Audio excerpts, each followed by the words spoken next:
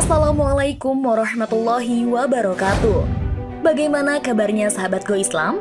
Semoga selalu Allah berikan sehat lahir dan kesehatan iman ya. Sahabat, gangguan jin sangat beraneka ragam jenisnya. Salah satunya adalah jin nasab. Jin nasab adalah gangguan jin terbanyak dalam kasus ruqyah setelah ain. Gangguan jin jenis ini lebih banyak dibandingkan kasus sihir dan variasinya juga lebih banyak dibandingkan dengan gangguan sihir. Jin nasab disebut juga jin leluhur, titisan, indigo atau disebut juga penyakit keturunan. Lalu apakah bisa jin nasab ini diputus? Bagaimana strategi untuk memutus siklus jin keturunan ini? Silahkan sahabat simak video ini sampai selesai. Hanya di channel Go Islam. Namun sebelum diulas lebih lanjut, jangan lupa klik subscribe, like, dan klik lonceng notifikasinya terlebih dahulu, agar channel Go Islam dapat terus memberikan manfaat khazanah keislaman untuk umat. Sahabat, sebelum bahas jin keturunan ini dan bagaimana cara memutus siklusnya, perlu diketahui penyebab masuknya jin ke dalam tubuh kita. Ada beberapa faktor yang mempengaruhi, seperti faktor alam manusia yang tidak tahu akan tipu daya jin. Kemudian karena diundang oleh manusia seperti dalam ritual perdukunan, dan karena adanya jin keturunan dari leluhurnya. Jin nasab bersifat menurun hingga beberapa generasi dalam keluarga.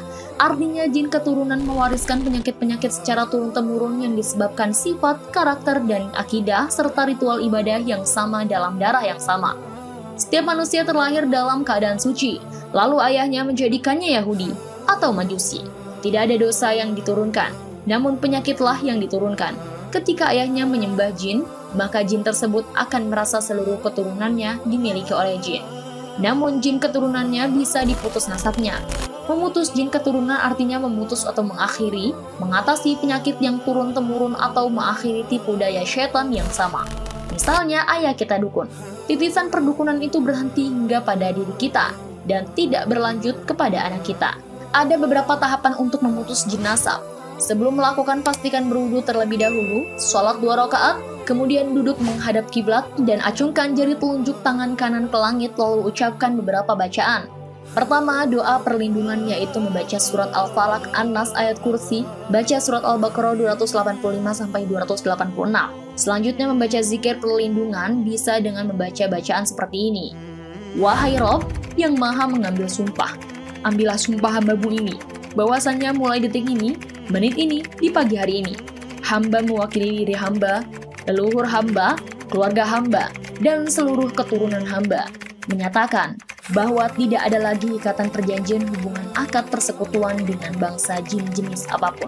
Putuskanlah ikatannya ya Allah, putuskanlah, putuskanlah. Allahu Akbar. Ketiga, mendeklarasikan permusuhan dengan iblis dengan berkata, mulai detik ini, di atas bumimu ini, hamba nyatakan bahwa hambamu ini adalah musuh bagi iblis dan seluruh sekutunya. Allahu Akbar. Kemudian melakukan penghancuran ilmu batil dengan mengucapkan, ya Allah, seandainya dalam tubuh hamba, jiwa hamba, darah hamba, dada hamba, perut hamba, pikiran hamba, jiwa dan raga hamba ada kekuatan yang disebabkan amalan-amalan bid'ah yang engkau benci, maka keluarkanlah ya Allah. Seandainya dalam tubuh hamba ada kekuatan negatif, ada syaitan, ada jin, ada sihir, ada khadam yang tersembunyi, dan menghalangi hamba untuk dekat kepadamu, maka hancurkan dan binasakanlah ya Rob. Hamba ridho, semua kekuatan batil selain darimu itu hancur dan musnah, dan hamba bertawakal hanya kepadamu. Dan yang terakhir adalah membaca doa perlindung penutup, bisa dengan mengucapkan, ya Allah, oleh karena hamba telah bersumpah untuk menjadikan mereka semua musuh, maka lindungi hamba ya Rob. Masukkan hamba ke dalam bentengmu yang kokoh, jangan biarkan hamba tergelincir lagi. Jangan biarkan hamba mati sebelum meraih ampunanmu. Matikan hamba dalam keadaan bersih dari penguasaan musuh-musuh. Husnul khotimah atau syahid di jalanmu. Allahu Akbar, Allahu Akbar, Allahu Akbar.